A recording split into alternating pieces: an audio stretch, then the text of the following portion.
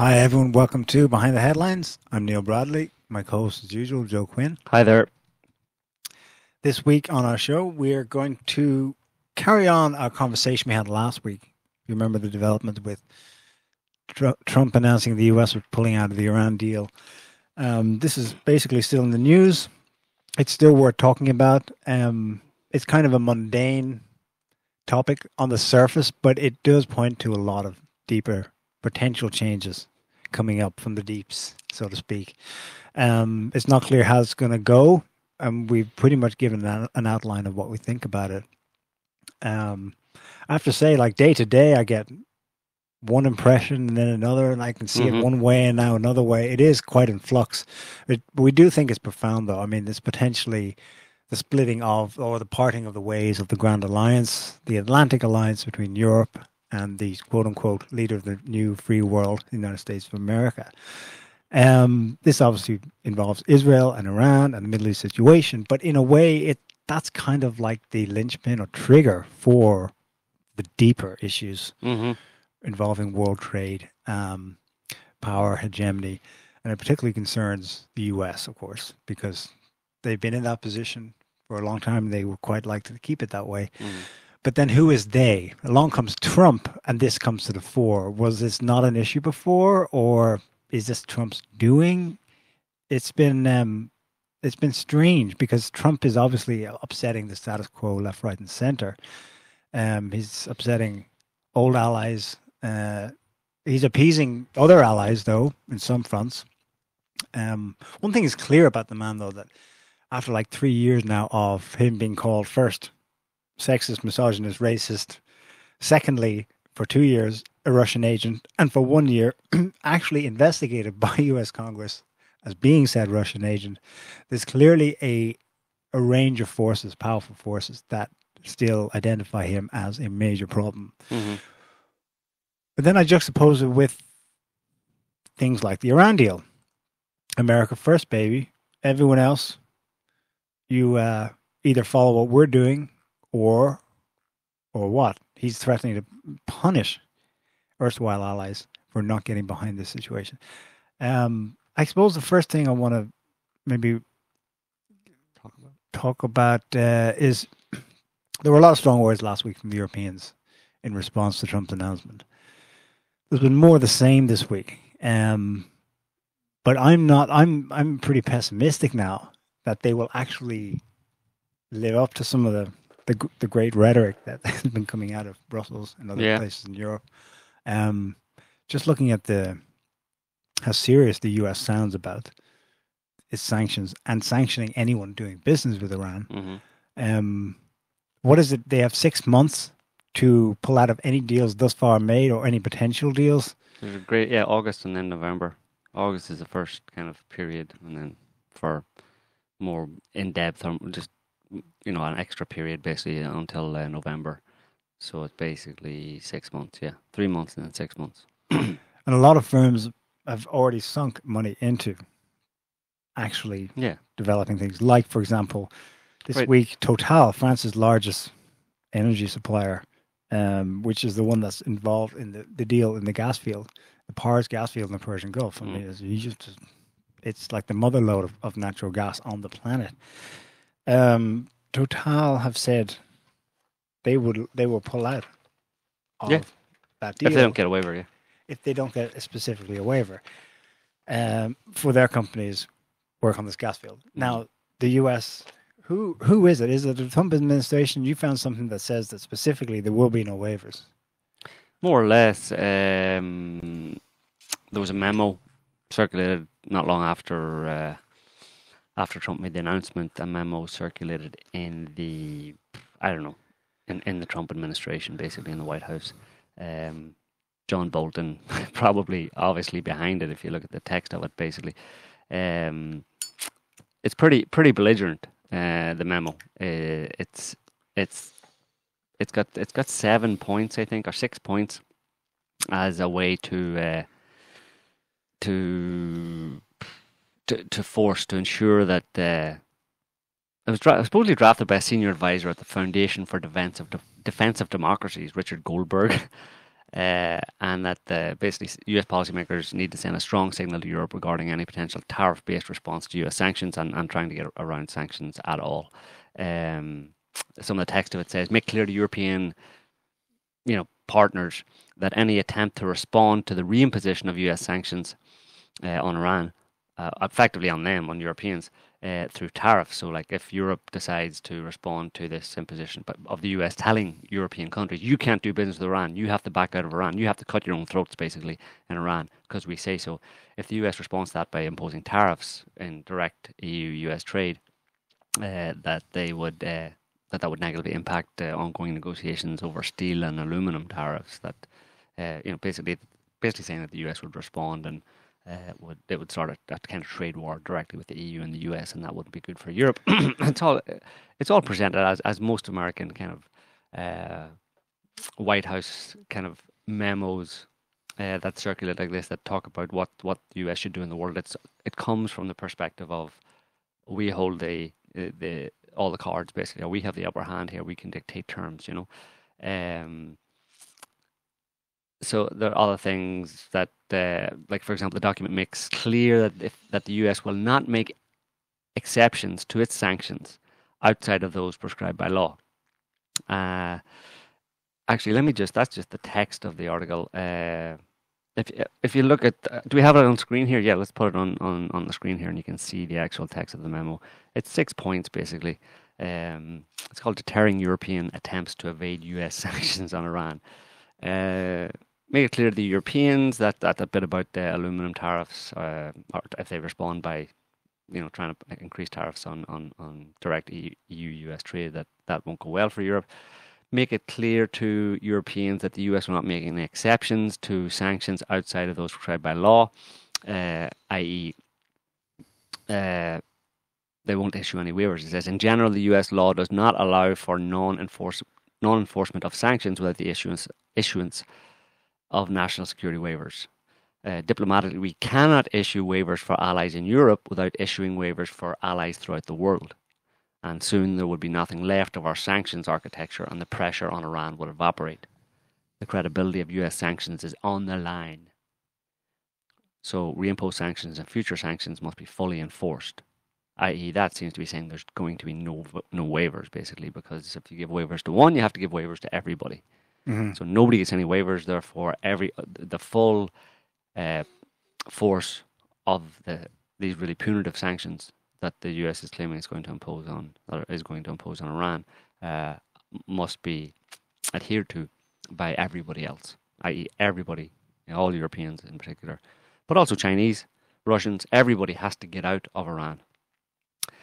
Basically, what it's saying is that America's going to sanction the world.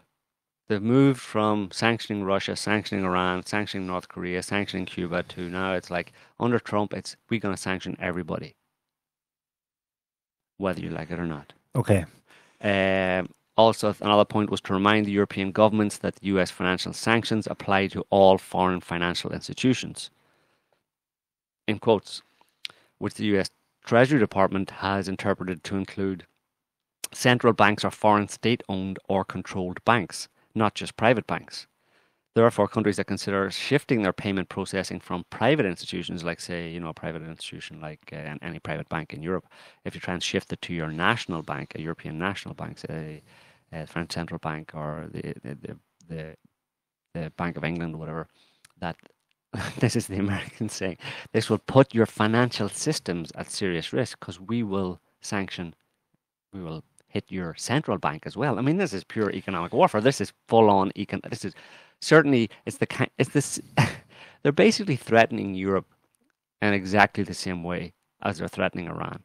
Mm. With the same sanctions. They're basically saying that, at least, explicitly in this memo, and the implication is, of course, companies as well, that what they're saying is that if European and everybody else basically around the world, if every other country in the world does not stop doing business with Iran, and imposes sanctions on Iran, doesn't buy anything from Iran, doesn't sell anything to Iran at all, anything, apart from maybe medicine, unless every other country in the world stops doing that, stops buying and selling to Iran, then the US will effectively stop buying and selling with the rest of the world. You're all going to suffer as much as Iran. So obviously the word hubris comes in there, where America thinks it can tell a country with 5%, 5% of the world's population can tell the rest of the world that all of you are going to get a severe beating if you don't do what I say, and that all of the rest of the world will comply with that. Is, well, you could call it hubris, but then you have to look at, well, does America have the ability to do that? Is that not what empire is about ultimately, right? The ability to control. I mean, a global empire supposedly controls the whole world, right? And everybody in it, and all the governments. So yeah. Well, this is what's a bit scary about it. It's they do still have complete domination in the financial system. Right. 85% of all global trade is uses dollars on the foreign exchange system. So the US has the means to back up those words. In theory, but that in theory could change. You know, it would take a long time to change, and not without a lot of discomfort to everybody, and some kind of obviously trade wars and serious economic issues for everybody. But so that's kind of leverage other countries have here, which is like, listen, if we don't agree with you, if we stand up to you over Iran and this kind of, you know, these punitive sanctions and threatening us with sanctions, if we don't follow your lead basically and just, you know, bend over, you know, that would in theory initiate or could imply a kind of a war, an economic war between Europe or the rest of the world and America. And the Americans aren't so stupid to think that that wouldn't hurt America as well, obviously. So that's the kind of leverage that at least Europe in that situation has, in that case, has about to respond, to stand up and say, no, we're not going to do this. What are you going to do about it? You know, it's kind of brinkmanship and upmanship. Obviously, you know, Trump's accused of enjoying a bit of brinkmanship now and again type thing. And the question here is, because it's Trump and because, you know, because of the way he comports himself and because of the negative press he's got and all this kind of stuff, and that he's not this ideologue. You know, he's not basically, you know, America rules the world in the sense of America takes care of the world. He's not an Atlanticist in that way. He's not driven by ideology. He's driven by economics, basically. And you know, so is the moment or the time ripe for European countries and other countries in the world, but particularly Europe, since they're traditionally so close with the US? Is it ripe for them under Trump to finally go, well, you know what, screw you. We're not going to take this nonsense. And they have been making noises. I mean, I'll just pull up another article here. This one's from The Atlantic, and it just has a few quotes in it about, this is, let me see here, yeah. Omid Nuripour, a German lawmaker with the Greens, basically said that this situation with Trump, with the US and possible trade war and over the Iran deal, she said, this drives us into the hands of the Chinese and the Russians, which is pretty much what we had figured as well, that's obviously where this would go ultimately if you had some kind of a serious falling out between the EU and the US, the EU would naturally, and that the thing is, they look like they're starting to think about that already. You know, Merkel was in Sochi already, and she's going again apparently. And there's a meeting happening this week, I think, this coming week, between the head of the EU, Russia, China, and I think the Iranians might be there.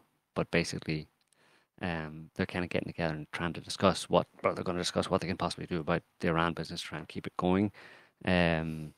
So, and I mean, we know there've been other quotes from when it was Merkel that we mentioned, when Merkel actually went to the US. Her comment was, it's no longer such that the United States simply protects us, but Europe must take its destiny into its own hands. That's the task of the future. And I mean, you don't say those kind of things lightly, you know. You don't declare publicly after meeting the US president that the United States no longer simply protects us. We must take our destiny into our own hands. When was the last time you heard a European leader say that? Mm-hmm. You know what I mean? I mean, it's not negligible, you know. And of course, you had the French finance minister, Bruno Le Maire, told Europe One Radio that he asked a question, or rhetorical question: do we want to be vassals who obey decisions taken by the United States while clinging to the hem of their trousers? Or do we want to say we have our own economic interests? We consider we will continue to do trade with Iran. So those are the kind of comments that people have been made. Is it all just kind of rhetoric, bluff and bluster? It doesn't seem to be that way, because they seem to be convinced, Europeans seem to be convinced that Trump is serious. Okay. So these comments aren't just throwaway comments, because they're saying them in the context of their belief that Trump is deadly serious. And of course, supposedly there's the option for Europe just to bend over, to fold, and just do whatever America wants, right? But I think this is happening in kind of two contexts. One, which is that this isn't just isolated to the Iran deal. The Europeans realize that this isn't just isolated to Iran. That Trump obviously has already been talking about quotas for, basically trade directly between the EU and the US. The Iran deal is just one aspect of this. If it was only the Iran deal, Europe would probably fall in line if they could be sure that the president or the US was going to maintain its kind of its status of, feed the world, basically protect the world, be the policeman of the world. But the Europeans have been getting signs from Trump, probably from before he even became president, when they knew what he was like, that this guy was going to change things, and the relationship was not going to be so cozy anymore. The EU and America was not going to be joined at the hip anymore. Basically, Trump was going to, from an economic point of view, was going to cut a lot of their allies and partners loose, in the sense of paying for them. He talks about NATO paying all the funds. America pays pays more than all the rest of them combined, basically, for NATO. But also it includes probably stuff in terms of humanitarian aid to other countries around the world, etc. He wants to cut all that off. So it's not just Europe, but the rest of the world that have got used to American largesse, let's say, for the past 40, 50, 60 years, are starting to realize that that's not on offer anymore. So it's in that context that they're really taking it seriously, that they have to reconfigure their view on the world, the way the world works, and the way it has worked economically, in the context of America no longer being there to sort out everybody's problems. Mm-hmm. So that's why I think it's kind of permanent. It's serious. Okay, but these large companies are saying we're going to pull out unless we get a waiver. They're not going to get one, so they're going. Total, Alliance, Siemens, they've all said we're backing out. So in the short term, the US is going to get 100% of what it wants. Well, you have to. I mean, the fine words about a new system. That's, like Merkel said, it's for the future, like years and decades. But now it's going to be continued vassalage. Well, that's for not the foreseeable future. That's not what they're saying. I mean, obviously, it's not what they're saying, and you have to separate companies from governments as well. Exactly, but there is no strong. Because those companies, you see, you can't rely on industry to. They're just going to go, what about our profits for next year? Exactly, yeah. So, we're getting out. There is no strong. But it's up to the governments to put something in place to guarantee, or to give guarantees or provide safeguards for those companies that they'll be able to avoid, that they won't be punished, or they'll be compensated if they're punished by America. This memo about hitting even central banks. This is from 2 weeks ago. From a few days after, yeah. A few days after Trump's announcement. Well, more recent then, the head of the European Commission was in Sofia, Bulgaria this week with other heads of state. I think it was an EU Council meeting. And he brought up two things. He said we will use one mechanism we've already tried before. It's called the Blocking Statute of 1996, which refers to a similar scenario where the EU wanted to trade with Cuba, but US sanctions against Cuba wouldn't allow it. And they came up with this proposal to get around US sanctions by effectively sanctioning the US sanctions, basically saying they don't apply to us in this case. That was, now they didn't ever quite kick in because it resulted in a summit, the London summit of 1998, and the situation was sorted. But the threat and then the counter threat did work. The brinkmanship ended at that level. So it's interesting that he brings that up. So can that happen this time is the question. Right. Well, we're back to that level. So we'll see where it goes from there. It's kind of brinkmanship, and it's who's gonna blink first, basically. Juncker also described that's sort of a negative deterrent against the U.S. total sanctions against Mhm. Iran-EU trade, but he also brought up another mechanism he proposed, basically using the European Investment Bank to guarantee any loans and Mhm. And to invest in Iran, yeah. to invest directly in Iran. Right. Financial aid. The European Investment Bank is quiet. Varoufakis talked a lot about it because back in 2015, when he was exposing, if you like, the craziness of the Eurozone crisis Mhm. and the debt Greece is in, he kept bringing up the European Investment Bank. He said this, sitting on a pile of cash, it could be used. It wasn't to bail out people, states like Greece. Mhm. But now that's been brought up, which is very interesting. Yeah. But again, it comes back to the memo. If that DC memo is serious, that won't be a safeguard against not getting hit with U.S. sanctions just because it's the European Investment Bank. No. Washington's saying. Well, but the question is, I mean, it's kind of like a game of chicken, you know. How far is Trump willing to push this? You know what I mean? And it's who's going to blink first, you know. And do you think that he would? Do the Europeans think that he really would go that far as to launch a full scale kind of trade war? You know what I mean? 'Cause if you engage in, I mean, look what they're. I mean, you're talking like I said previously. They're what this memo talks about and what Trump is planning to do by reimposing sanctions. He's effectively sanctioning, you know, dozens of other countries, including all European countries and China and Russia and everybody else, all the partners, Australia, New Zealand, you know, Pakistan, India, everybody gets sanctioned if they do not pull out of Iran. And it's not even just pull out of Iran. You're not allowed to buy anything from Iran. You're not allowed to sell anything to Iran at all, anything of any significance. So that doesn't go down well. Doesn't feel good for those countries, right? Because I mean, look at the way Iran feels towards America, and to some extent, you know, they understand that it's American driven, the sanctions that Iran has been under for so long, and that Europe just went along, you know. But certainly, a lot of Iranian anger is directed at the U.S. because of the way the U.S. has just kind of has this power, or believes it has the power, has the power and believes it has the right to kind of crucify, to squeeze a country very hard indeed. I mean, you can go back to the sanctions on Iraq that led to the death of 1 million children. You know, it's no small thing here. You know what I mean? It causes serious suffering, and if Trump it's like gets a medieval siege for the modern age. Yeah, it's like a siege, yeah. And you know, to some extent, it's like starve them out type of thing, you know. And some people do actually starve, you know. So yeah, I mean, people think it's. I mean, if they get away, if they are able to impose the kind of sanctions that they want to, again, in fact, they'll be more punitive really than before. You know, the Iranian economy is going to suffer, and there's going to be a lot of job losses, and people will suffer. Ordinary people will suffer. This is a war against.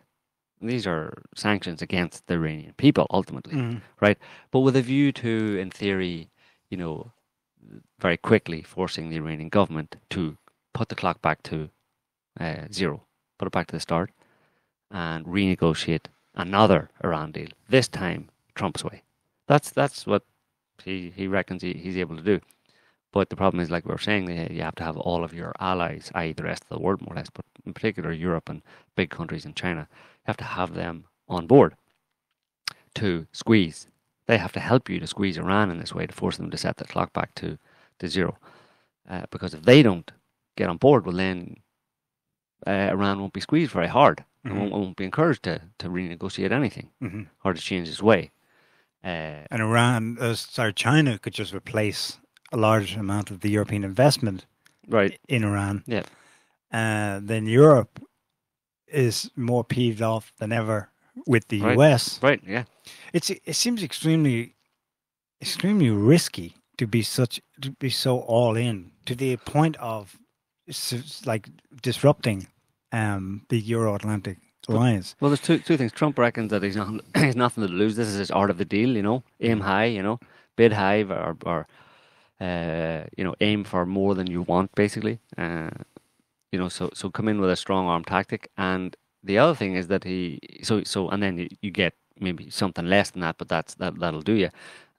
So he's all about the brinkmanship, but he's also I don't think he's too concerned about souring relationships economically at least. But obviously, there's the personal relationships as well. But I mean, there's a real aspect of this. We're in, uh, we're we're not really friends. You know, Trump and Merkel aren't best buddies. Like, there's no, you know, does this mean we're not friends anymore? You know, and now we're enemies type thing. We're never really friends, and we're leaders of different countries, and we have a relationship on that level. That's it. You know, there's no love lost in that respect. You know, but you still want to be friendly enough. You know, it's basically not a war. It's not so much that they're not. It's not so much that they're allies or friends. It's just that they're not at war with each other. They're not enemies, but they're not really friends. So Trump has no problem in changing up or shaking up the whole economic system and the economic relationship between America and the rest of the world and America and Europe, because that's what he wants as well. So he sees it as a kind of win-win, you know. He gets to maybe get what he wants on Iran by strong-arming the whole world, and at the same time changing the economic dynamic between the US and the rest of the world from his perspective in a positive direction for America. So yeah, that's what's going on. But I mean, there's probably other things that he's not considering, which is that souring of relationships where you do, even though you're still technically allies. If Europe, for example, really does start to, not cooperate with America, and especially if Europe, as this person in the article that I just read mentioned, was pushing us into the arms of Russia and China. I mean, it's not a good idea. I mean, it's always been our contention that one of the main things that the US has fought against has been very concerned about, and of course, I think it was Brzezinski said something along these lines years ago, that the last thing that America would ever want to see would be Europe allying itself, the European Union or Europe allying itself with Russia, looking east rather than west, because that's a serious problem for America, basically, because you have a kind of you're that much closer to Eurasian integration. Does Trump not understand that, or does he not care about that? Maybe he sees that that's the way the wind is blowing anyway, in a certain sense, and we have to put this in the context, of course, of a changing dynamic in the Middle East as well, but at the same time, his actions seem to be towards undoing those changes that have happened over the past few years in the Middle East, where you have Russia coming in and emboldening, or Iran becoming more emboldened and stuff. He wants to, by punishing Iran in this way, he wants to go back to restrain and contain Iran, because Iran is effectively kind of like the linchpin, or is seen as a core aspect of any potential Eurasian integration. And you don't want them to be independent, basically, because if it's an independent, strong, independent Iran, they'll basically do business with their neighbors, and they'll see themselves as kind of right there in the middle of Eurasia, So you want to have as much control. You want to have Iran locked down or on a leash, basically, so that it does what you want it to do, and that to that extent you can impede or at least shape any future Eurasian integration to as much to your liking as is possible. You can't just let them all do what they want, basically. I mean, you can't let all of Eurasia, from Lisbon, from Western Europe over to China, you can't just let them all, get on together and ignore America. Because like we keep saying, it's 80% of the world's population, it's 80% of the world's resources in that landmass. But that seems to be coming about from what they don't want. Yeah. Here's a question: how does squeezing Iran to the point of possibly killing several million of its children, if it actually enforces a literal siege type trading blockade, how does squeezing Iran make America great again? Well, it's, from a geopolitical perspective, it's about preventing Eurasian integration or controlling Eurasian integration. So we're having there's a coincidence here of like Trump's on. He's not a dummy type thing. He sees the threats. He has a geopolitical head on him, basically, where he sees that. He looks over at Eurasia and he sees that that's a potential threat to America, basically, as a bloc type thing. He doesn't want that to happen, so he's willing to kind of like engage with the geopolitical aspect of it. But at the same time, as much effort, if not more, is put on, first and foremost, stop America kind of hemorrhaging money to the whole world type of thing, you know, and to redress, you know, to change that dynamic, to change that relationship with the rest of the world, you know. So in a certain sense, he's trying to do two things here, you know. Who knows? I don't know. I'm not sure the guy actually has a very, you know, he works off instinct maybe. He doesn't have a long, he's not a grand chessboard kind of guy. He's not looking back at history and the way, you know, great powers have fought with each other, and he's not looking too far ahead necessarily. He's just looking right here and right now, you know. I'm pretty amazed actually at how much of what he said he was going to do as candidate he is doing. He's getting a lot of pushback in most areas. Many things are not actually, you know, either on the books if they're U.S. domestic legislation or realized in international treaty form yet. But it's had a lot of success. And one of the things is the Iran deal. I found videos from like July 2015. He's just announced. It's his first speech, I think, in Ohio. And he's yammering on about the Iran deal. And it was always consistently the same. He was consistent. We spent too much money making it happen. I think he was basically implying that they had bribed, basically bought the Iranians into at least beginning the process of the deal 2 years prior to 2015. We had only gotten 4 hostages out of it. Right. We should have got more.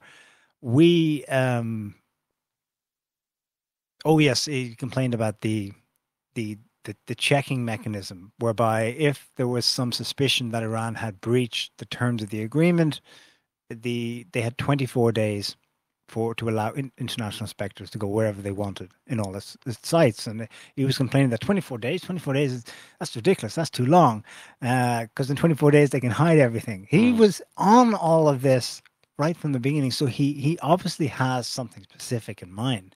Yeah.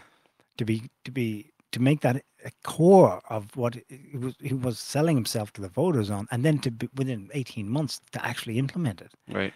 It's rare, you know, that you get that kind of... Yeah. Of course, he's been accused of just backing out of the Iran deal simply because Obama signed it. I mean, it's this crass kind of explanation. I mean, that tries to oversimplify it. He's no greenhorn. He's only doing that just because Obama signed it. I'm going to undo whatever Obama did. I don't care how good it is. I'm going to wreck it, you know. That's what you get in the mainstream media, in like the freaking Washington Post and stuff, you know. I mean, I'll accuse him of that, you know. But no, he's obviously a smart enough guy, and he seems to have, when we talked in the previous shows about him kind of capitulating to the swamp type thing, or getting kind of overwhelmed by the swamp, or folding to the deep state, etc. And undoubtedly there is some influence on him from those people, because John Bolton is a globalist type thing. He's an American imperialist, right? So if he has John Bolton talking into his right ear, telling him what's going on with national security in terms of geopolitics, basically, yeah, he's going to be talking about. But like you were saying, it was long before John Bolton, and he already was identifying the Iran deal as a very bad deal. And I don't know, maybe he didn't say it, but I mean, I think it's possible that the reason he thought it was a really bad deal, and it was a bad deal if you look at it from a purely business perspective, was that America lifted sanctions on Iran, allowed Iran to open itself to the world, let's say, but don't allow it to open itself to America, and don't allow America to have access to Iran, but let Europeans do it. On that score alone, it's a bad deal for America, no? It's a stupid, ideologically driven deal where we'll lift sanctions so that European companies and other countries around the world can do business with Iran and vice versa. But from an ideological perspective, America is not going to do business with Iran because it's Iran, and because Israel, and because whatever, I don't know, you know, some other, you know, basically ideological reasons that just make no practical sense whatsoever. And when Trump saw it, he's like, what the hell? Why, you know, I mean, I would suspect that if you were to say to him, you know, do you think it was a bad, you know, or suggest to him that it was a bad deal because American companies didn't get access to Iranian resources, like Iranian, you know, to doing deals in Iran, he would probably say, yeah, of course that was a bad idea. You know, they get nothing out of it, and America imposed on itself those strictures. So effectively, you could look at it like the original Iran deal in 2015. The result of it really was that Iran lifted, or the US lifted sanctions for European countries, but kept those sanctions for itself. So America actually sanctioned itself. Okay. in a certain sense. It also sanctioned Iran because Iran hasn't been able to engage with global markets to a full extent, to the extent that it would like to have, because of the sanctions that were still in place in the US. US-Iran sanctions were still in place after the Iran deal. So Iran didn't get full access to the global financial markets, let's say, most of which are dominated or in the US, are controlled by the US. But to the same extent, the US suffered. The US companies suffered because they would like to be able to buy stuff from Iran and sell stuff to Iran, but they weren't allowed to. But Europe was. Mm-hmm. So, and then of course there's the other thing of ballistic missiles and what they're doing in Yemen and Syria and terrorism. That's all nonsense. I mean, there's a geopolitical reality behind this that no one ever talks about. I wonder. I mean, the whole nuke thing is nonsense. The nuke thing is nonsense, but I wonder if Iran is nonsense. I mean, any American who's grown up in the last half century, Iran has always been the enemy, at least since 1979. Right. So they would, of course, they would not be doing business with Iran so soon after they unilaterally punished the country. I mean, that's going to happen. There's going to be a long period, several generations, whatever, to normalize things. Especially with an Israel I wonder lobby. if Trump was on it from the beginning because Europe would win and it would increase the European-US trade deficit further. And he's like, no, we need to bring Europe back down and hopefully lift us back up. I wonder if it's always been about the European trade issue in substance for Trump as he sees it. Yeah. Because it's hard not to separate these issues. You've got the Europeans coming over just before, obviously on their case, to plead for him not to leave. He's doing it anyway. While just before they come, he announces these the sanctions directly against Europe. No, they're not sanctions, of course. We're supposed to call them by their proper name, the trade tariffs. Right.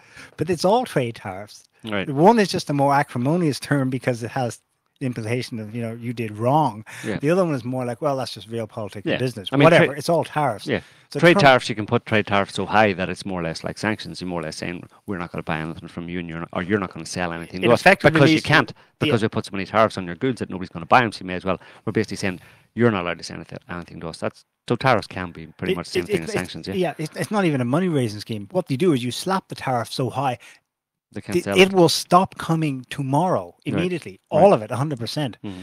So that was done to Europe prior to the Iran issue coming up again recently. Well, they were talked about. Tariffs were talked about, and quotas. It's all wrapped up together. First of all, quotas, then tariffs, then this, and now he's talking. I mean, all the talk and this memo talking about if in response to the US reimposing sanctions on European companies, stopping them doing deals with Iran, if in response to that European companies start to mess with tariffs on aluminum, that the US will mess back with those tariffs on aluminum. Basically, he's talking. So it's all talked about in the context of. I mean, there's no separation between those tariffs and quotas, etc. The discussions that happened before Trump backed out of the Iran deal and the Iran deal itself. It all seems to be of a piece. So I would tend to kind of agree with you on that one. That for Trump, it's been basically and that all brings it back to make America great again. First, Trump's economic kind of mandate of, bring jobs back to America, basically stop hemorrhaging money, cut costs, blah, blah, blah, American workers, etc. That all seems to be what it all comes back to, basically. The East Coast Liberals were delighted when Steve Bannon left the White House. But Steve Bannon didn't, in what he was there for, he never left because Trump was on it from the beginning. Steve Bannon's whole shtick is economic nationalism. Right. Making America great again, jobs first, rebuild our infrastructure, get the best trade deals, yada, yada, yada, pull out of TTIP and stuff. That was Steve Bannon and Donald Trump before Steve Bannon even went on his campaign. Anyway, Steve Bannon leaves, and it's exactly the same. It's been seamless. Trump is just completely breathless. He goes from one thing to the next thing to the next thing. The responses from Brussels this week saying, well, we've got our own means of coming back to you. Trump hasn't even had time to respond to them. On Thursday, he has the NATO Secretary General in, Jens Stoltenberg. And I know you've already said that, well, that's a big beef for Trump and, they're not paying, why are we paying the largest share? Well, Stoltenberg was over there to announce that every single member has increased their spending. So it's breathless. Things are happening and it's because of him. But no sooner had that Stoltenberg was then pushed out the door, and next thing there's huge. It's still going on. I think it was still going on yesterday. Mega trade talks between the U.S. and China. Right. It's completely breathless. It's all in the same week. Yeah. The deficit from the US to Europe's roughly 150 billion. It's more than twice that with respect to China. Mm-hmm. And apparently there's been some progress for the US. He's on the verge of convincing the Chinese to import more from the US, even though the Chinese have just a few weeks ago already issued counter sanctions. I said sanctions, but it's counter tariffs to Trump's tariffs on steel. Mm-hmm. So it's all one seamless, open negotiation with everyone. Right. And that's why it can get like totally confusing. Am I talking about tariffs now or sanctions? Or what part of the world are we in? We're in all of it. It's all being discussed at once. Yeah. Yeah, and it's all being changed. I mean, it's all to do. I mean, you can blame it on Donald Trump, and people obviously blame it on Donald Trump. It all went wrong under Donald Trump. But there's another aspect to this: is it not? Was the time not ripe for this to happen anyway? In that respect, was this not always going to happen? Was the American kind of global patrimony, let's say, if you want to put a positive spin on it, was it always not going to come to an end at some point, as other countries in the world come of age, let's say economically and through technology, etc. I mean, the world is going to have to change. It's been a world dominated by the US for a very short period of time. Let's say you go back at the furthest, let's say to the First World War, let's say. So maybe 100 years. And in that 100 years, if you think about it, from say 1914 or 1918 until 2018, the world has changed dramatically. During most of the 20th century, it was possible for a high-tech US with its fingers in pies all around the world to dominate and control and strong arm and browbeat everybody around the world and to rule supreme type thing. But as technology caught up around in other countries around the world, it was inevitably going to change. The whole structure of that kind of like America being the strongest and the most powerful was obviously going to change. And I mean, we've seen that with Russia, we've seen it with China, even from a military perspective. That totally changes the game, because if America was able to rule the world based on military might for most of the 20th century, well, then the latter, at the very end of the 20th century and at the beginning of right now, at the beginning of the 21st century, in the first 20 years of the 21st century, the progress of the change in the military prowess of all the major powers in the world has changed dramatically. That obviously has implications for America ruling the world via unchallenged military might. Why? Because their military might isn't unchallenged anymore. Therefore, their ability to rule the world is not as significant as it was before. And that then has knock-on effects for, well, what's America's new place in the world then? Is it going to have to take a step down? Is it when other countries like China and Russia can push back militarily, push America out of regions militarily, does that not have implications for America's economic policy? Mm-hmm. I mean, obviously it does, right? Yeah. I mean, logically it does.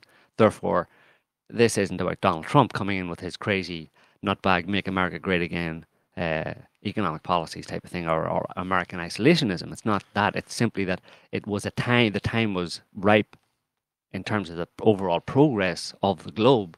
Like I said, the dramatic, radical, night and day change that has happened in the globe from in the world order and the way the world works between 1918 and 2018. You may as well be living on a freaking different planet. Yeah. So, of course, it's going to have implications for the power structure on the planet as well. When that power structure was based on, like I said, one country, America, having all the goodies, all the military might, all the technology, and being able to force other countries to bow down before it. But I think you know your answer to this, but let's just get this out of the way. Is it, instead of make America great again, is it make America stay on top forever? I don't want to ascribe too much. Because that would put him in the camp of an ideologue like the rest. Well, I don't. Well, and an ideologue that not. I mean, when I talk about ideologue, I mean you can have an economic ideology, which is that I want to get as much money as possible. Right. That's But then there are other ideologies that are much more abstract and don't take much consideration of facts and details and economic realities and stuff. Where it's like your first first go-to place is, we, America, were preordained by God to rule the world one way or another. Come hell or high water, it doesn't matter what happens in the world, we will always be on top. That's a nutbag ideology. That does not take any consideration of the fact that, like I just said, the world has changed dramatically in the last 100 years. Mm-hmm.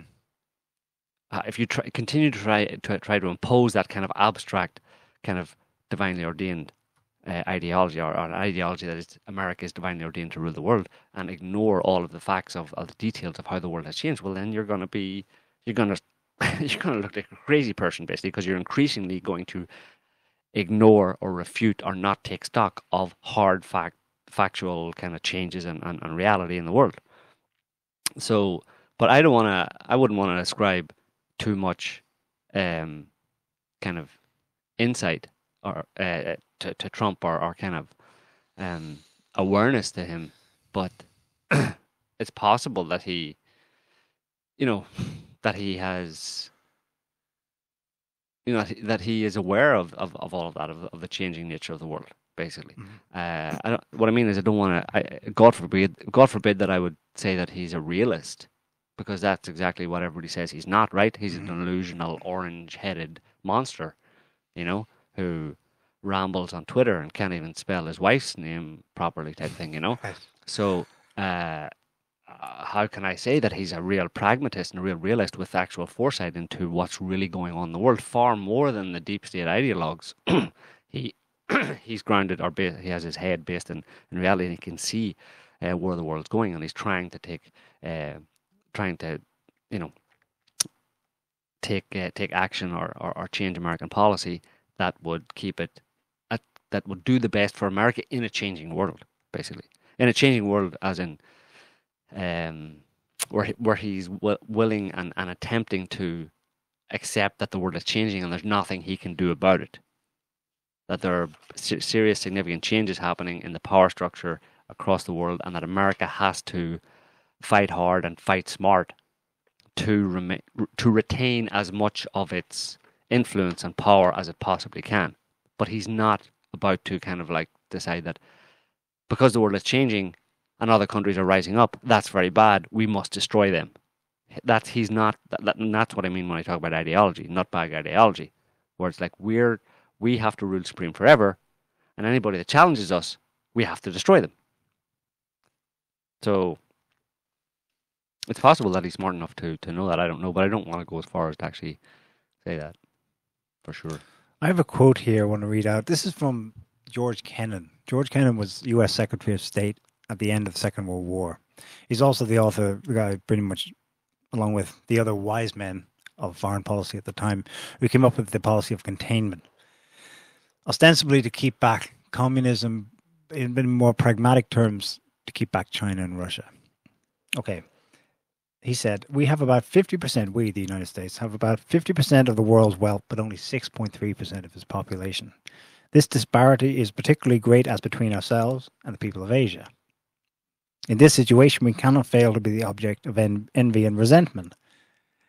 Our real task in the coming period is to devise a pattern of relationships which will permit us to maintain this position of disparity without positive detriment to our national security. To do so, we will have to dispense with all sentimentality and daydreaming, and our attention will have to be concentrated everywhere on our immediate national objectives. We need not deceive ourselves that we can afford today the luxury of altruism and world benefaction. Right. That has so much ideology in it, like you could choke on it. Now, he's kidding himself with the last sentence, we shouldn't fool ourselves that... let's say he's saying we should not fool ourselves that we can afford to be, altruistic and nice about it. But that is precisely the narrative, of course, which they've used. Humanitarian intervention is to save the world. All the world's poor children, we're going to save them, right? But I think that the key phrase in there is one where he refers to cost. He doesn't mention cost, but it popped in my head when he said it. Our task in the coming period, so that's the last 70 years Merkel referred to in her speech when she was in DC. Our task in this period is to devise a pattern of relationships which will permit us to maintain basically our hegemony, what we've won after the Second World War. And I think it's that that's the difference, I suppose. The pattern of relationships, it's global. Who is trading with who is allowed to develop at what scale. It's control. Total control. It's an assumed hegemony. And Trump looks at the same global pattern, the structure as it currently is, but he's looking at it like, well, you're telling me that we need to set the situation up to let Iran get off its feet, and that's going to help us how? And an ideologue will say to him, well, sir, you see, we have devised this pattern of relationships, and we foresee it going this way and this way and this way. And if not, well, we have means to deal with it at the time. But Trump's like, no, but hang on a second. Explain to me now the net benefit of this. How much are we going to pay? And then what do we get back? What's the return on our investment? And he's probably explained to him, well, nil, sir, at least for now. Except we get to contain Iran. It'll cost us, but we get to contain them. And therefore we maintain our position as global hegemon, basically. If you want to maintain yourself as a global hegemon, it's going to cost you a lot of money. Because, right down to bribes, bribing officials, then economic aid to countries to keep them on side, to basically make them beholden to you by throwing money at their economies, by investing in their countries, so you have a cultural footprint in the country. That's a big part of empire is cultural imperialism, effectively spreading your culture, that people look to you. The spread of American ideas or the idea of the West as the best, basically, which has spread all around the world. Where you have people in China basically whitening their skin, and people in Africa straightening their hair and whitening their skin, and reading novels from the West and all that kind of stuff, and ignoring their own culture and their own literature. I mean, there's been that's what's happened, and that's very important to. That's as big a component of maintaining hegemony as economic control or economic influence, But ultimately, it goes on the negative in terms of economics. Like I'm saying, you end up paying for that, to have that cultural footprint and cultural hold and spread your culture around the world. You have to pay for it. You have to put a load of money into it, And Trump just isn't. Trump wasn't brought up. He's not, like we say, he's not a Washington insider, so he hasn't been steeped or brought up in this soup, this ideological soup, And you could say to a large extent the Americans, those kind of American exceptionalists, let's say, or the ideologues, the Washington insiders who have been brought up amongst the political class, have been brought up with this idea that obviously that America rules the world and should rule the world and has a manifest destiny to rule the world, and it's the best, greatest country that ever existed, and it should bestow its benevolence on everybody forever, and everybody's effectively lesser than Americans, Westerners.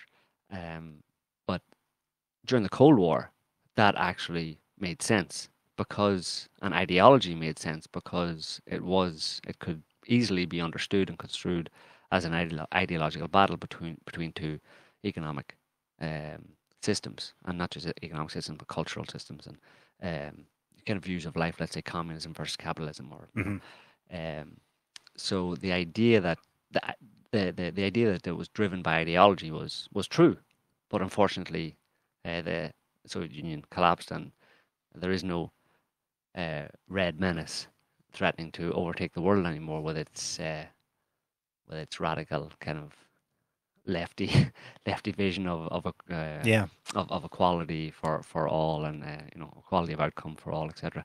So that doesn't really exist anymore. And it's, interestingly enough, it's risen up in the US amongst the left, but anyway, that doesn't exist anymore. And Trump wasn't steeped in that. He wasn't part of the political class growing up or anything, so he doesn't have that. The people who are part of the political class, and a lot of them are quite old. If you look at the Senate and Congress, they've been around for a long time, and that's in their heads, basically, the idea of that this is an ideological war, and that America's mandate for ruling the world is fundamentally ideological. From a Trump perspective, he's like, I don't know what you're talking about. I wasn't part of that game, so I don't know what you mean. I'm a businessman, and I'm running America like a business. I look at the American economy like a business. Like it's just like another business to me. And here's all the problems I see with it, and I want to of course, he's going to leverage the influence that America has around the world, that America has obtained through spreading through its imperial kind of expansion around the world over the past 70 or 80 years. He's going to leverage those benefits. The fact that you have influence over these countries and the cultural influence, and the fact you have military bases all around the world, and the fact that you've got all these aircraft carriers to kind of threaten people. He's not a pacifist in that respect. He's going to use all the tools that come with when he inherited America, the company, America, the business. He's going to use all of the tools that company has, but he's not doing it, like I keep saying, he's not doing it from the perspective of we should do this just because America. You know, it's more like he's looking at the bottom line. He's basically looking at a financial spreadsheet. Okay. And that makes a lot of difference, you know. He's not going to be, I mean, he'll even talk the talk, in a certain sense, but if you look at what his motivation is, he'd talk the humanitarian intervention talk, a little bit, certainly not as much as Obama or Bush previously. He talk about, the Iranian people needing freedom and all that kind of stuff, blah, blah, blah. But he's only saying it as a means to the economic end, ultimately, Whereas the people that came before him, obviously they were interested in, filling their own coffers, lining their own pockets as well. But they were fundamentally driven by this nutbag ideology of America is the greatest country in the world, and everybody should know that. It's like, yeah. Well, the thing is that there are a lot of people believe that. This is something that we touched on earlier this week, where one of the effects this is having. It's really curious because, for example, the US and Europe, allies, partners, friends, whatever, for 70 years, only for the last, say, 15 of those has there been a kind of anti-American, or let's say a very critical view of the US, particularly since the war on terror, what it did in Iraq, Libya, which Europeans also joined in on, but at least among like ordinary people, there's a larger and larger segment who are heavily critical of the United States. You would think that then the time is ripe for acceptance that, okay, the US doesn't want to have to be, a parent for us anymore. But it's that very parent-child relationship that's producing another interesting reaction, which is that people are pissed at Trump. But he's just kind of the lightning rod for it. They're pissed at the United States for abandoning us. Right. It's an incestuous parent-child thing where they know it's time to grow up and get out of the house. They're already 40 years old, 70, let's say, if we look at this, since World War II. It's time to leave. Right.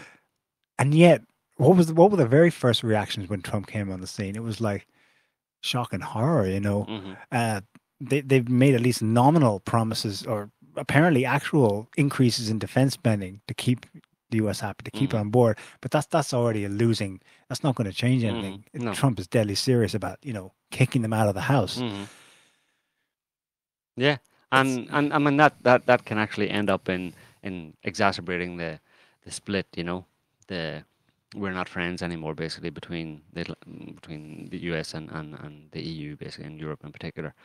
I mean, there's no love lost between Russia and China and America. They don't see themselves as partners, or never did. But certainly the EU, the reason we're talking about the EU is because, like I've said, the EU has been joined at the hip, basically, since with the US, economically and ideologically and culturally, since America came online, let's say, in the first half of the 20th century. And for the US to like you're saying, kick them out, basically kick the EU out of the house type of thing, and say, listen, we're not, you're not a kid anymore. And of course, Merkel more or less said that we have to, chart our own destiny. America's not going to protect us anymore. That can engender behind the scenes a kind of a resentment. There's a lot of love lost there, let's say. On both sides, because of course the deep staters in the US, they don't want to lose Europe to Russia, right? Right. They're gonna kick back as well. Yeah, well, they're going to try to, but I mean, the thing is, once you kick the kids out of the house in that way, they're not happy with you. There's a lot of resentment. It takes a long time for them to kind of grow up and kind of like, see, until they can establish themselves on their own type of thing and become independent and become adult, there's gonna be that resentment of, basically like they were abandoned, basically, you know what I mean? And it's not fair, because you set up a system where you were protecting us all these years and then suddenly you say you're not. It's a bit of a shock, It kind of feels like you don't like me anymore, like you don't love me anymore, Where's my daddy, And that's just going to play into the dividing, the parting of the ways, basically, And ultimately, who knows? I mean, like we keep saying, it's like that German politician said, it's pushing us the Europeans into the arms of the Russians and the Chinese. And she said it was some kind of, well, there was some apparent regret or. It was terror, like it was a problem, but something that they would have to do, and that would be a good thing because I think they would realize that there's nothing wrong with being, sidling up to or hooking up with the Russians and the Chinese, especially for Europeans, because I mean, like we keep saying, they're on the same landmass, and there's this whole Chinese One Belt One Road Eurasian integration initiative in the background that would makes massive economic sense for everybody. So it's overall it's good. Because if you by breaking that ideological grip that Europe or that America had on Europe or Europe had with America, I mean, you're just going to further the natural process, the natural order that is right there waiting to to manifest itself of a more integrated Eurasian landmass, So yeah, it's good, and I don't know why. That's why we say I don't know why if Trump is doing it consciously. It's just he just happened to come along. He came along at the right time, at a time in history, because there's a historical process happening here, and there's a technological process, there's an evolutionary process occurring that is far greater than anybody, and people just come along and play the part that is appropriate for that time that they find themselves in. And Trump is appropriate for the time, for that stage in the economic or in the historical or economic whatever process that is ongoing. He's appropriate for this time because, like we said, it's appropriate that Russia and China become take their place on the world stage, and that Eurasia should become more integrated. It's all natural and appropriate, and for Trump to come in and for whatever personal reasons he has for doing it, he's doing something that is natural, that is in sync with a much broader, grand, natural process that's happening. So it's all good, but of course it's incredible. I mean, the Iranian foreign minister is in Brussels this week. Zarif, I think he's still there now. Yeah. Do people understand how weird this is that he's there on the stage with EU leaders, and they're the adults in the room calmly talking about we're keeping the deal, and yes, the US can not take a hike, but it's very unfortunate. It really shouldn't have happened. Yada yada. Don't underestimate the moral element to all this as well, where they get to just share the stage. The Iranians, which the US is telling its population are like evil incarnate, the source of all terrorism. Heck, they did 9/11, right? Yeah. And in sheer contrast, the Iranians and their delegations are in Brussels, in front of the cameras, right? Business partners, yada yada. Like it's potentially world changing. I mean, I'm still feeling a bit of a flux myself because but it is while that is incredible and it's portentous for massive change, at the same time it's like it looks like it can be calamitous because right. I can see the Europeans. Here's my problem. There isn't a European. It doesn't seem to be a European strength to cope with this. Italy is probably going to form a coalition government between extreme left and extreme right, a populist coalition in quotes, anti-EU up the wazoo, right? And that's going to come in. Now apparently they toned down their pro-Russia stance and all this stuff to get some kind of acceptance but I suppose what I'm getting at is that the political instability within Western Europe and then in the structure that is available to it as a group, the European Union. it doesn't seem strong enough to be able to stay together, cohesive. To be able to get through that stage into the new future Merkel talked about. Well, maybe they have to learn, Yeah. and kind of learn the hard way, because if, like we're saying, if Trump is serious about ditching them, then they gotta kind of pull their socks up and get some kind of a plan together, to look after their own interests, like they said, to safeguard their own financial interests and to operate in the world largely independently, and that obviously would tend to encourage European economic cohesion.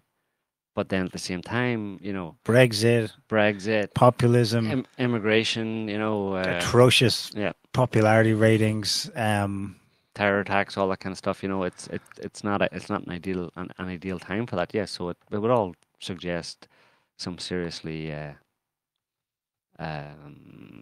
turbulent times ahead.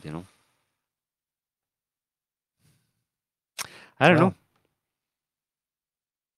Okay.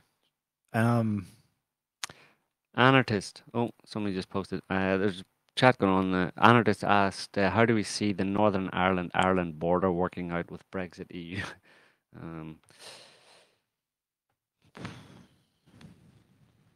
Nothing's going to happen there, really. We're still waiting on Brexit to happen, and I still don't think it's going to happen in any real way, in any significant way. It can't happen, This is assuming that you don't have some major economic crises or collapse or something like that where it's all irrelevant anyway. But if things continue on as they are, I mean, they're not the Brits can't leave the EU. It's ridiculous. It's like, I don't know. It's like, I don't know what a good analogy is, but it's like someone living in a small community, in a suburb of maybe 20 houses, and they say that they're going to leave and move, but they don't, and they just keep living there, and they keep talking to their neighbors, keep doing what they always did, but they say, by the way, we don't live here anymore. They put up a different address on their house. Yeah, and rename their portion of the street. Yeah, their section of the street is renamed. But they still live on that street. They still live on that street. Still talk to their neighbors. They still get their trash collected by the same people like everybody else around them. It's this ridiculous situation, and the Ireland thing. The Northern Ireland thing is obviously a big fly in the ointment there, and it's one of the. It's not all of it, but it's one of the aspects that just make it very clear that it was ridiculous contention in the first place. It just adds that extra juicy bit of kind of torment to the Conservatives, to the Tories predicament that they find themselves in. I mean, they can't leave the EU because they're so economically intertwined with the EU that it's ridiculous to even suggest it. But even then, if they did leave the EU, if they did find some way to kind of cut themselves off and take the pain, they can't, because they would be taking a part of Ireland with them, who don't want to leave the EU, and to some extent Scotland, who doesn't want to leave the EU. They'd be trying to take them with them, So it threatens the actual dissolution. Brexit threatens the dissolution of the United Kingdom. So it's a complete farce, that whole thing. And every time I see an article about it, I just laugh because it's the same stuff. Yep, no progress on Brexit yet.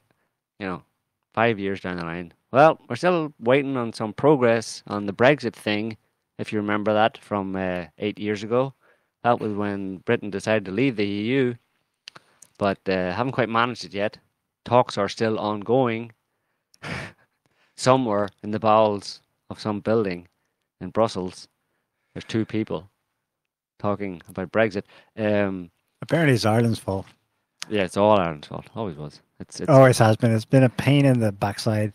It's the revenge, the delayed, bit late, the revenge of the Irish against the British, but I think the better late than never. British elite, the establishment, let's say in the UK, it's undergoing the same kind of freak out as happening in the US, where this new reality, multipolarity, it's just freaking out. I mean, on the one hand, it kind of gets it theoretically in sense of intelligently understands. And so under Cameron's last government, they sent a huge delegation to China and big deals, big announcement that the future trading relationships between China and Britain would be glorious. It would be a new golden era for the United Kingdom. Yeah. Everyone sees gold when they go to China these days. That happens to us all. But at the same time, we don't want to be in the EU. Oh, but we want our forces in Poland to keep back the Russian bear. Oh, by the way, we're now leaving the EU and we're building an alliance against Russia. Okay. Yeah, makes complete sense. They're trying to get a half of one thing and half of the other out of the wrong things. It's messy, and I think it's the same problem affecting everyone else. Things are in flux, and they want to have as many irons in the fire as possible. Right. But some of those irons they're duds, Mm-hmm. and they're using them at the wrong time for the wrong situation. Yeah. And the EU definitely has the UK by the nuts when it comes to the border issue. Not just the border issue, but the Europe issue and trade issues. Yeah. I mean, they're screwed, like, basically. I mean, Calais is what is it, 22 miles from Dover? Across a little stretch of sea, It's ridiculous. Yeah, it's kind of the birth of a new world order. Didn't Herbert Walker Bush talk about that way back in the 90s? A new world order. A new world order is happening, and it's not surprising. Anybody who kind of is taking a broad view of history and looking at the history of the world in the modern era. You can go back a few hundred years if you want, but it's really all happened in the last 100 years. And like I keep stressing is the change in technology and the development of technology from tech that has changed people's lives to the way businesses works, to the way the economy works, to the way the world works, the way you live, and also the military power. Technology has revolutionized the world basically in the past 100 years, and even in the past 50 years, or even less. It's in the blink of an eye basically. And previous to that, the world, as far back as recorded history goes, the world pretty much wasn't very different than it had always been. People lived very typical, similar lives for hundreds of years. And then in a very, very short period of time, less than half a century, their lives were radically changed, and the whole world was radically changed by technology. So that implicates, obviously, a change in that centuries-old kind of way of doing things, or the structures, the great powers having the odd kind of war and kind of that kind of thing. That just doesn't apply anymore, And because Facebook was born. Because Facebook did it. Well, Facebook's part of it as well, but and it's not all positive as a thing. Obviously technology has a dark side as well, but it's a changing. There's some radical changes are happening and have to happen in the world, and it obviously those kind of big changes, imply or almost require a large amount of turmoil and people freaking out and people not happy with the change, people strongly resisting the change, not wanting the world to change, but it's going there anyway, with them or without them, So you either get with it, or you get kind of wiped out basically.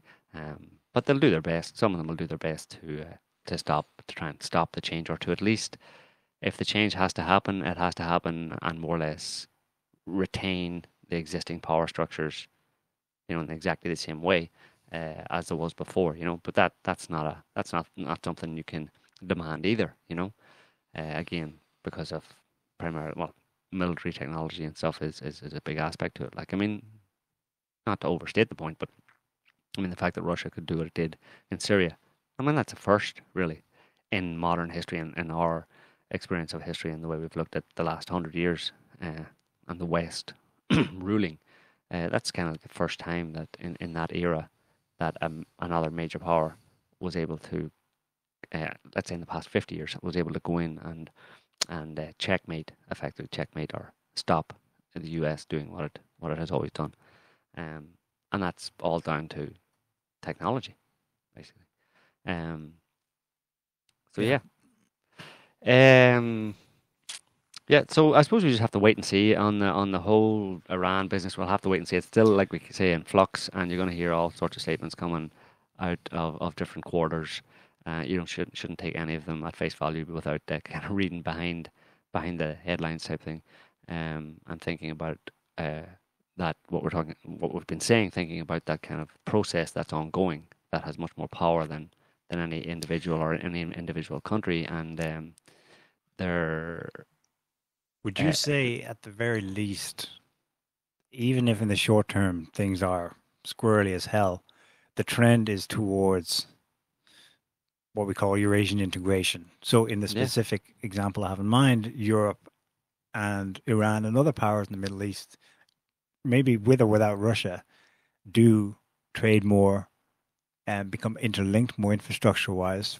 Yeah. The Berlin to Baghdad railway will become a reality finally after 100 years, for example. Right. And in other spheres, culturally as well. Mm-hmm.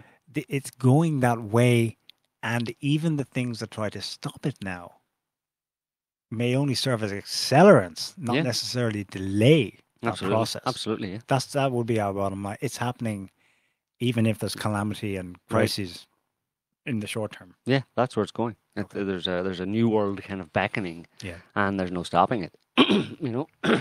It's going to happen, and you